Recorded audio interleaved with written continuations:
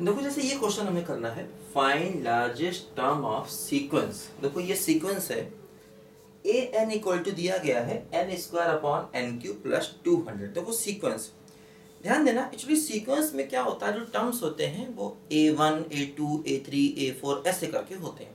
जैसे हम लोग पढ़ते हैं ना अर्थमेटिक प्रोग्रेशन या सीक्वेंस, थोड़ा सा अंतर होता है सीक्वेंस और प्रोग्रेशन में, ठीक है, मैंने बताया होगा आपको सीक्वेंस सीरीज टॉपिक में, ठीक है।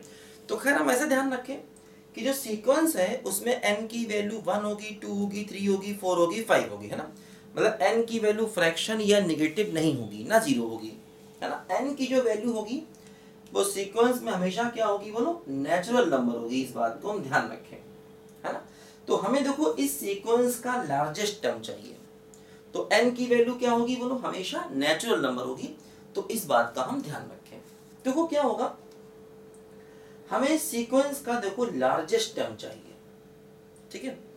देखो अब हम क्या करेंगे, इस क्वेश्चन को वही अपने मैक्सिमा मिनिमा की हेल्प से करेंगे, है ना। अब देखो मतलब लार्जेस्ट टर्म मतलब सबसे बड़ा टर्म, ग्लोबल मैक्सिमा, ठीक है। अब देखो इसमें भी हमको रेंज तो निकालनी है, लेकिन अब ये क्वेश्चन फंक्शन के मेथड से नहीं हो पाएगा, क्योंकि देखो इसमें क्यूबिक आ गया।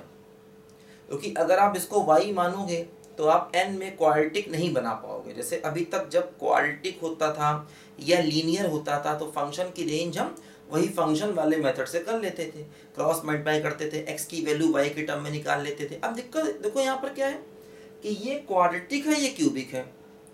अब आप n की वैल्यू y के टर्म में नहीं निकाल पाएंगे क्योंकि क्यूबिक की क्वेश्चन आ जाएगी, ठीक है। देखो क्या करेंगे, जैसे मान लो हमने इसको कुछ मान लिया y इक्वल टू, अब हमें इस फंक्शन की लार्जेस्ट वैल्यू चाहिए है ना, largest, find largest term of the sequence. Sequence का लार्जेस्ट टर्म क्या होगा ये हमको बताना है। देखो अब देखो इसका हम मैक्सिमा और मिनिमा निकालेंगे। देखो उसका तरीका ये है, हम इसको n के रिस्पेक्ट में डिफरेंशिएट कर दें।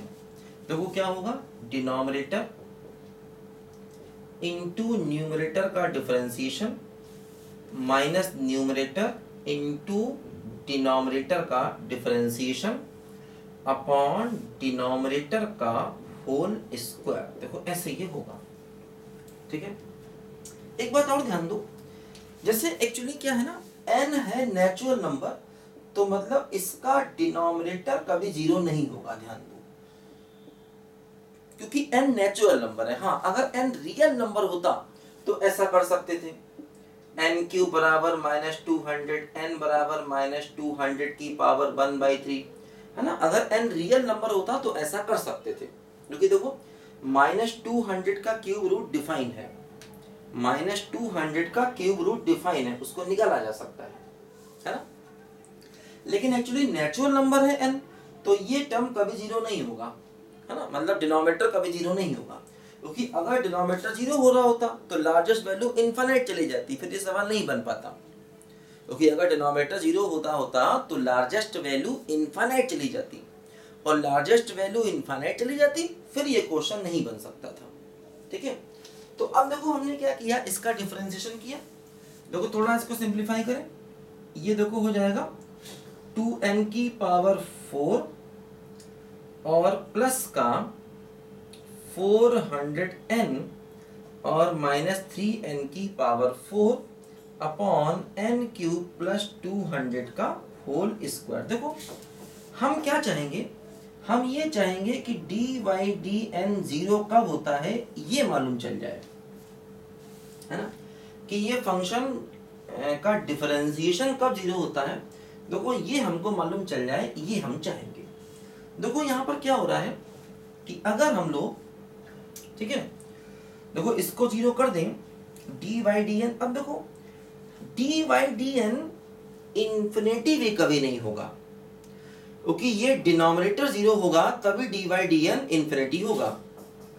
लेकिन ध्यान दो, डिनोमिनेटर यहाँ पर जीरो होगा ही नहीं, क्योंकि n³ प्लस 200 की वैल्यू अभी हमने देखा था वो जीरो नहीं होगी, क्योंकि इसका डिनोमिनेटर देखो जीरो होगा ही नहीं। मतलब dy/dn कभी अनडिफाइंड नहीं होगा, क्योंकि dy/dn का डिनोमिनेटर कभी जीरो नहीं हो रहा है, तो ये कभी अनडिफाइंड नहीं होगा। हाँ न्यूमरेटर जीरो हो सकता है, तो हमने क्या किया, dy/dn को जीरो कर दिया। देखो इससे क्या मिला, ये मिल गया माइनस एन की पावर 4 प्लस 400n बराबर 0।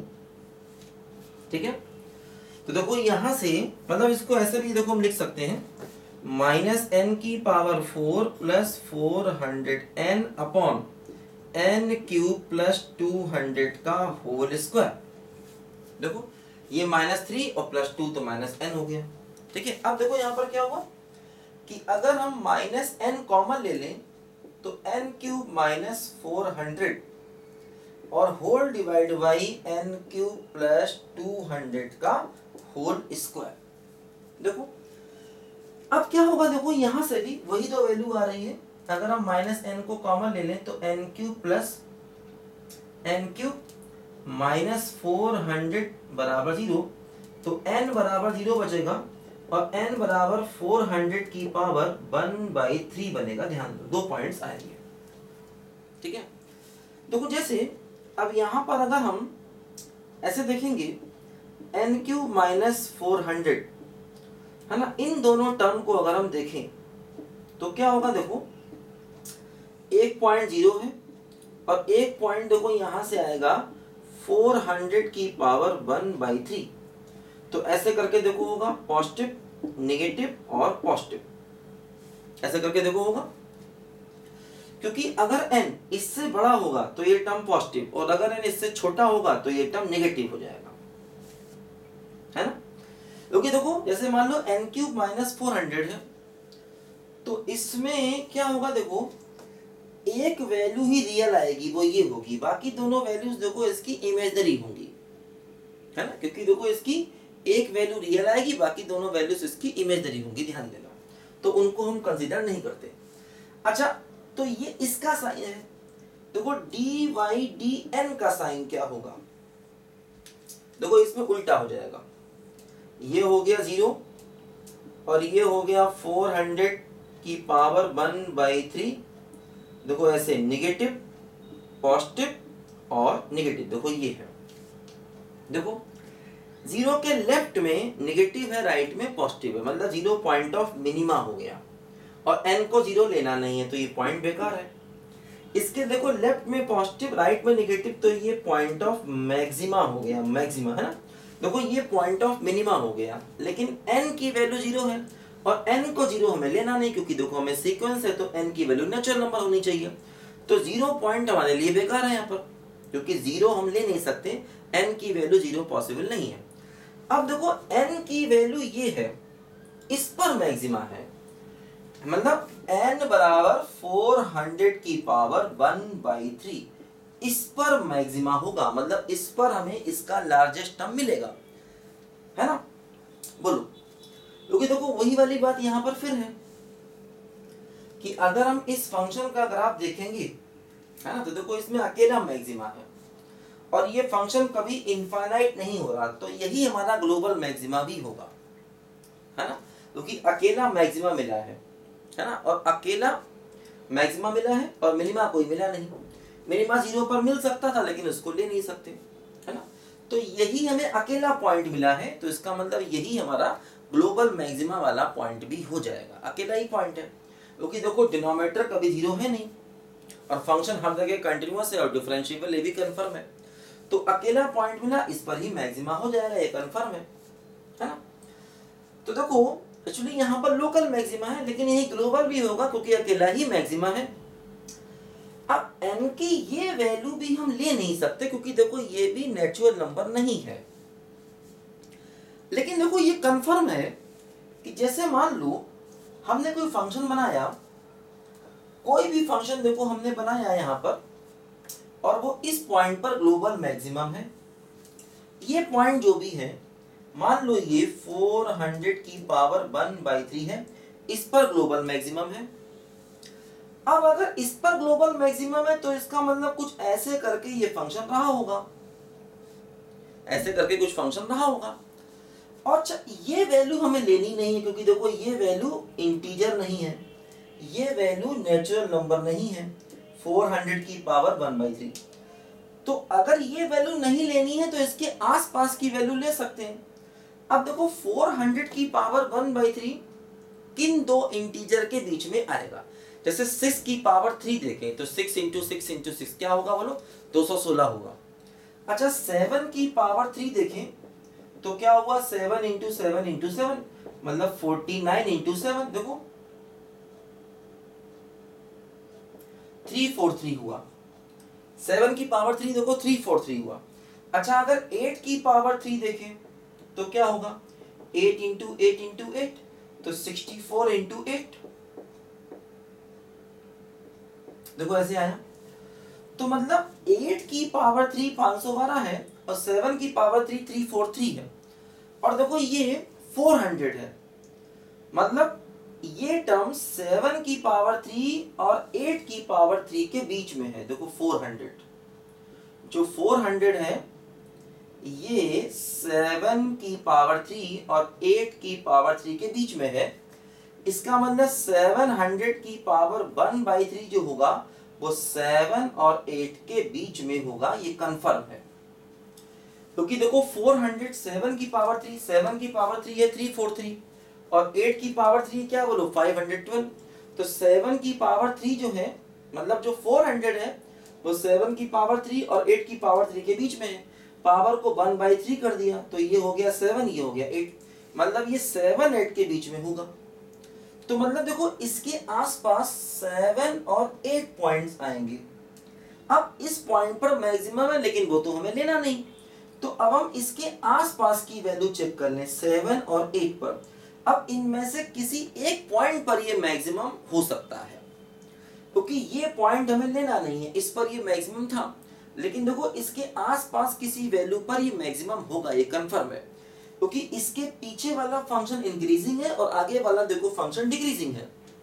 इसके पीछे वाला फंक्शन इंक्रीजिंग है, आगे वाला डिक्रीजिंग है, तो ये पॉइंट हम ले नहीं सकते, लेकिन इसका मतलब ये इन दोनों के बीच में है, तो इनमें से किसी एक पर वैल्यू मैक्सिमम होगी। अब हम रख के देखना पड़ेगा। अब हमें ये वैल्यू पुट करके देखनी पड़ेगी। देखो इसको मिटाने जा रहा है यहाँ पर। देखो जैसे अगर हम n को 7 ले लें, देखें y क्या मिलेगा। n को 7 ले लें, देखो y मिलेगा 7 स्क्वायर मतलब 49, 7 की पावर 3 343 प्लस 200, देखो ये हो गया 49, और देखो क्या हुआ 543, देखो ये ऐसे आया 49 डिवाइड बाई 543। ठीक। अच्छा अगर हम n को 8 ले लें, देखो तब क्या होगा, ये हो गया 64 और n की पावर 3 8 की पावर 3 मतलब 512 और प्लस 200, देखो ये हो गया 64 अपॉन 712, ऐसा आया। देखो अब इन दोनों में मालूम करो कौन सी वैल्यू ज्यादा है और कौन सी वैल्यू कम है, इन दोनों में मालूम करो। तो डिवाइड करना पड़ेगा आपको, यहाँ पर डिवाइड करके देखना पड़ेगा कौन सी वैल्यू ज्यादा है कौन सी वैल्यू कम है।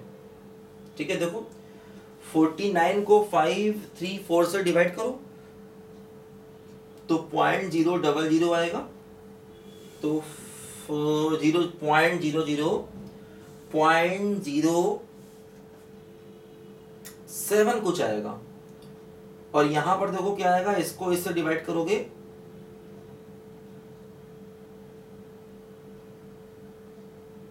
है ना, देखना पड़ेगा डिवाइड करके ना, 0.00 चेक करना कि इन दोनों में से कौन सी वैल्यू ज्यादा है ना। इसके अलावा अपने पास कोई तरीका नहीं है क्वेश्चन को करने का।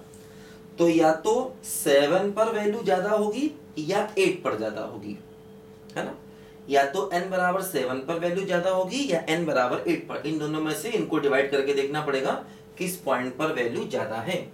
इसके अलावा करने का और देखो कोई तरीका अपने पास नहीं है ना।